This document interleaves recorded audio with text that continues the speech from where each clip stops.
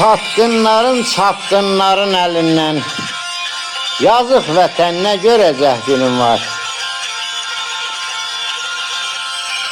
Evlər yıxan fitnəkarın felindən yazıq vətən nə görəcək günüm var.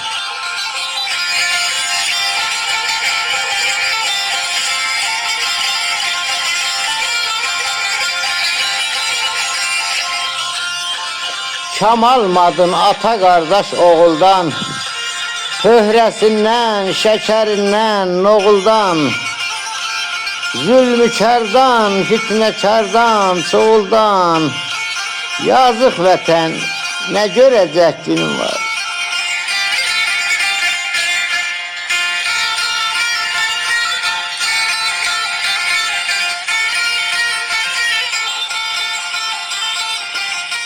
Könlüm cavab alanmadı sorğudan, elə izin salanmadı doğrudan.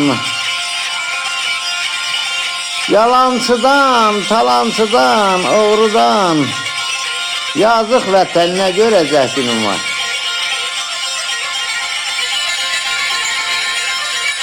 Salih gözlə dil uzundan, dilandan, zalim dili acı olar ilandan.